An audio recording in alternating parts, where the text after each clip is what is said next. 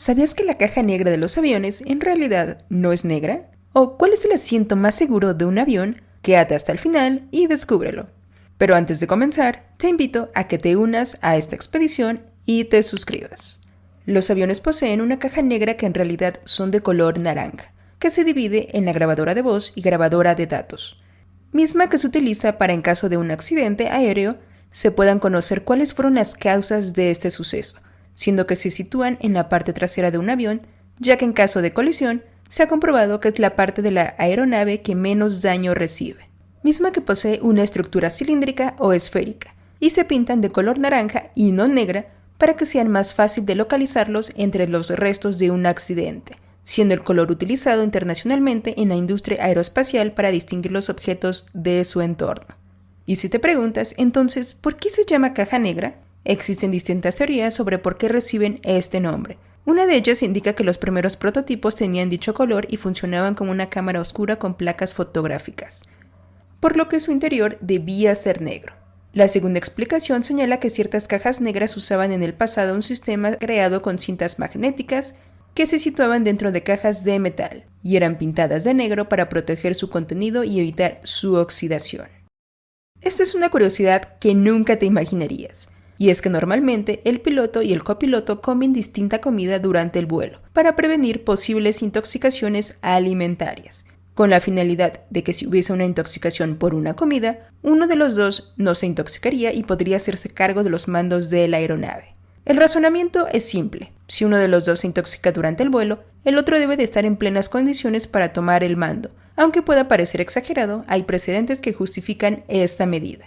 Porque en agosto de 1982, durante un vuelo entre Lisboa y Boston, 8 de los 10 miembros de la tripulación, incluido el piloto, sufrieron una intoxicación alimentaria tras consumir el mismo postre, un pudín de tapioca, siendo que el único que no se vio afectado fue el copiloto, que no había probado este postre, por lo que gracias a ello el avión pudo aterrizar sin incidentes.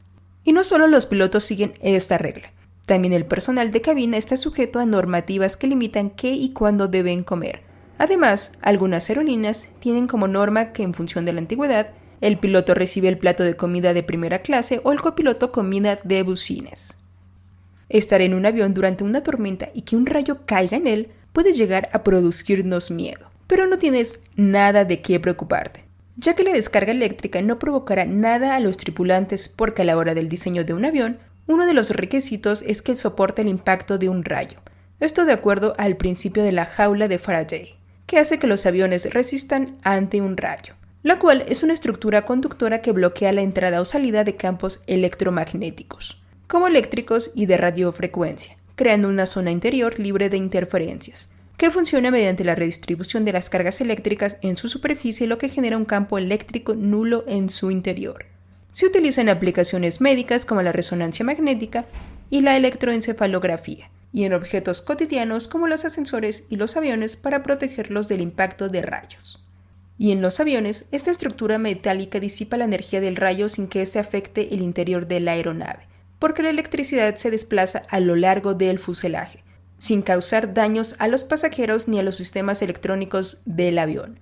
Esto mismo ocurre cuando un rayo cae sobre un coche, lo que demuestra que no importa si el impacto se produce en el aire o sobre la tierra. En ambos casos, la estructura metálica actúa de la misma manera, protegiendo a los ocupantes al desviar la electricidad por su exterior.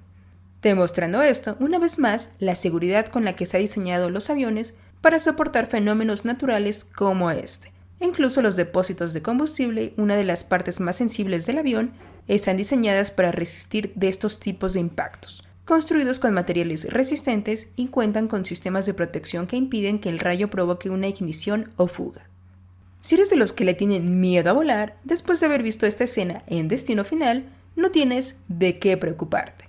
Volar sigue siendo una de las formas más seguras de transporte, según un estudio publicado en 2024. La probabilidad de morir en un vuelo comercial es de 1 entre 13.7 millones, mientras que este análisis revela que por cada 1.000 millones de millas recorridas se producen 7.28 muertes en coche, frente a solo 0.07 en avión. Pero la estadística más tranquilizadora es que el 94% de los accidentes graves de los aviones de pasajeros Entre 2001 y 2017 tuvieron tasas de supervivencia completas, según la Junta Nacional de Seguridad del Transporte de Estados Unidos. Por lo que una vez aclarado cuán seguro es viajar en un avión, supongamos que hipotéticamente te encontraras dentro de este porcentaje de accidente en un avión.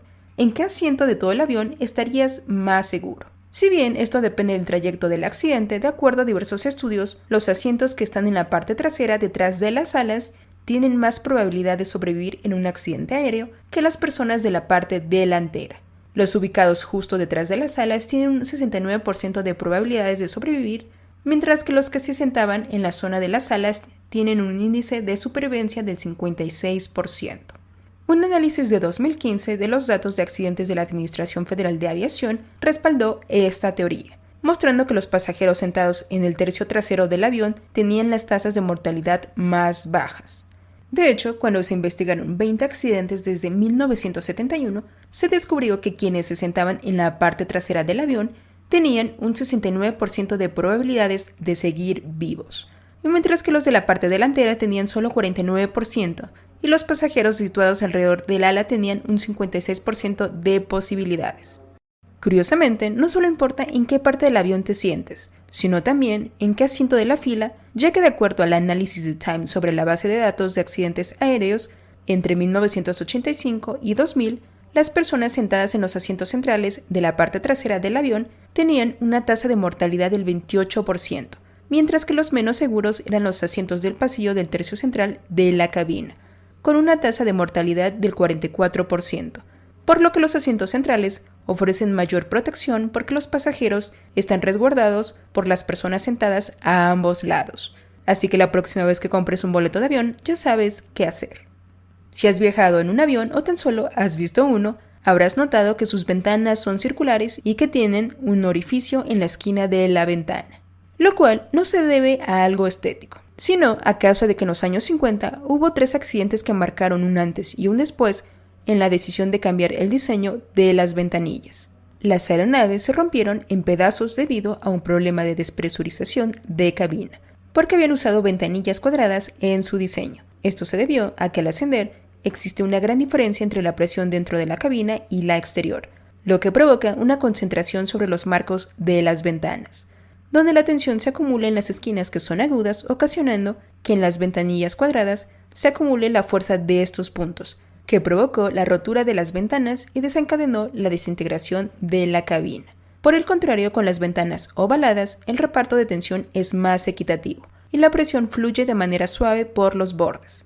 Y esto se supo gracias al fabricante de Havilland, que investigó los accidentes ocurridos y descubrió que esta acumulación de presión ocurría por la llamada fatiga de metal, que sucede cuando el metal que rodea las esquinas de las ventanillas era lo que se agrietaba al ascender durante los vuelos. Por otro lado, el agujero en la parte inferior de la ventanilla del avión realiza una función esencial, que permite mantener un equilibrio entre la presión de la cabina de pasajeros y la que puede haber en las distintas capas de la ventanilla, para así mantener una homogeneidad entre esas capas, ya que si entre ellas hubiera diferentes niveles de fuerza, estas podrían agrietarse y romperse. Y no solo eso, sino que sus agujeros también evitan que la ventanilla se empañe por los cambios de temperatura y que la humedad se escape, evitando a su vez que algunas capas de la ventana se congelen en condiciones meteorológicas adversas o altitudes muy grandes.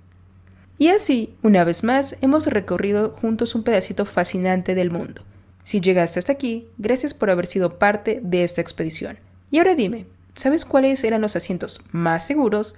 ¿O por qué las ventanas eran redondas? Deja tu respuesta en los comentarios, me encanta leerte. Y quizá la próxima expedición parta desde tu idea. Nos vemos en el siguiente video.